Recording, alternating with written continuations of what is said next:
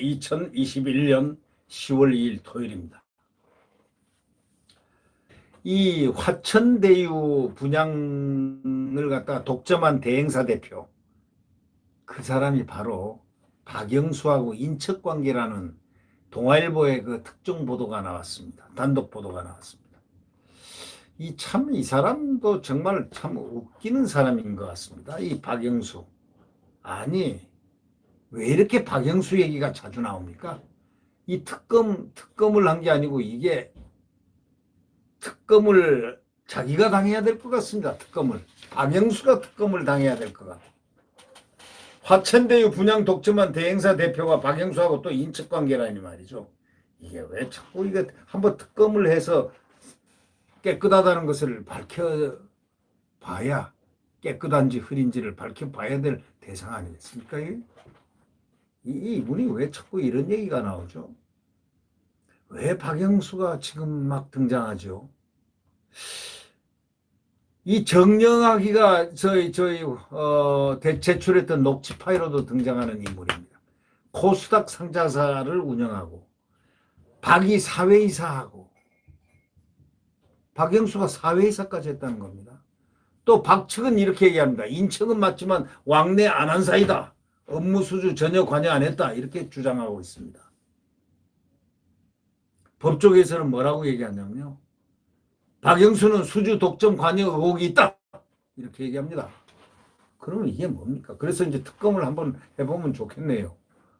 이거 우스개 말입니다만 박영수 특검을 특검한다. 박영수 특검을 특검한다. 괜찮은 제목 같은데요. 조금입니다. 네. 이 화천대유 자산관리, 이게 경기 성남시 대장동 개발부지에서 시행한 5개 블록에서 아파트 분양 대행권을 아파트 미치고 환장하겠습니다. 그 아파트만 말 나오면 말이죠. 저는 이게 올라옵니다. 이 분양 대행권을 독점한 A 분양 대행업체 이모 대표가 국정농단 사건의 박영수 전 특별검사와 인척관계인 것으로 밝혀졌습니다.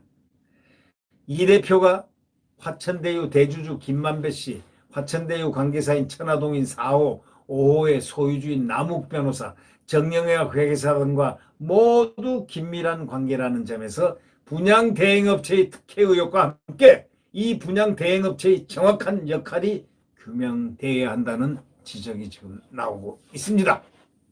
분양 대행업체와 이 대표는 정 회계사가 검찰에 제출한 녹취 파일 등에도 등장하는 것으로 알려졌습니다. 박영수 측은 이렇게 얘기합니다. 동아일보하고 통화해서 촌수가 가깝지는 않지만 인척관계는 맞다 이렇게 말했습니다. 이 대표 역시 이렇게 얘기했습니다. 집안끼리 왕래하는 사이는 아니지만 사회생활을 하다 친인척관계 것을 알게 됐다 이렇게 말했습니다.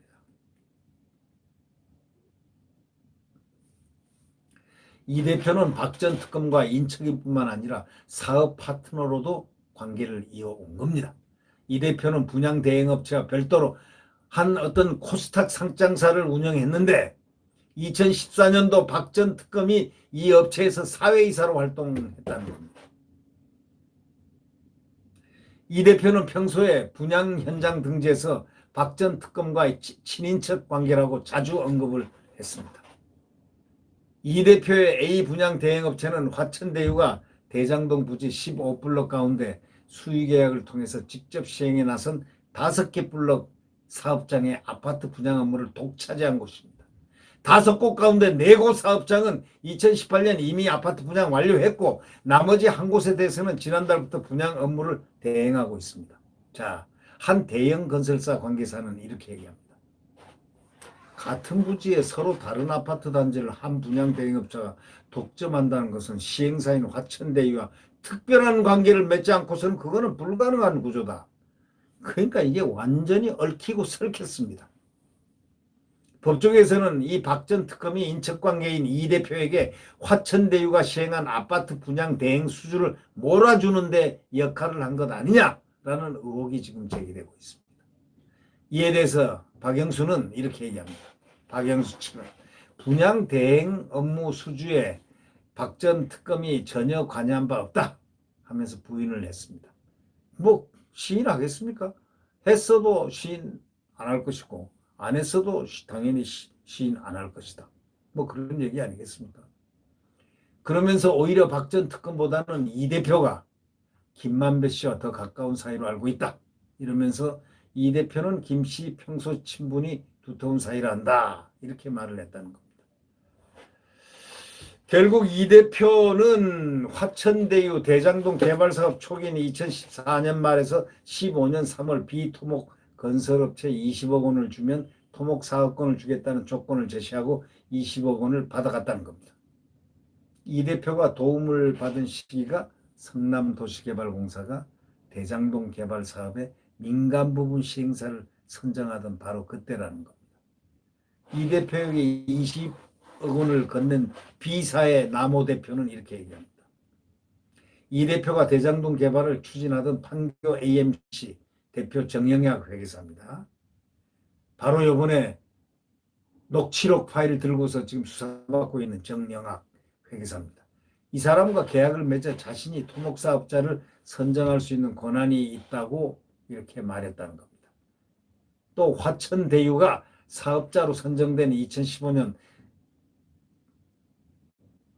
6차례에 걸쳐서 20억 원을 전달했다고 설명했습니다. 결국 법조계에서는 이 대표, 이 사람을 박영수의 인척이죠. 이 대표를 통해 화천대유로 그에게 현금이 흘러가 로비 자금으로 사용됐을 가능성을 배제할 수 없다는 의견이 법조계에서 나오고 있습니다. 법조계에서는요. 그래서 이게 지금 참 보통 문제가 아니네요. 이모 대표. 이모 대표가 박영수하고 특별한 인척관계인 것으로 특별한 인척관계라기보다 그냥 먼 인척관계인 것으로 이렇게 밝혀진 것은 이게 우연인가 우연이 아닌가. 바로 이 기사로 단독 보도로 이렇게 뜬 것으로 보아서는 글쎄요. 여러분들은 어떻게 생각하십니까? 박영수로 특검할 필요가 있다고 생각하십니까? 네. 박영수도 머지않아서 조사는 한 번 정도는 받아야 되지 않을까? 아니면 받지 않을까? 아니면 안 받을까? 이것이 관점의 포인트가 되겠습니다.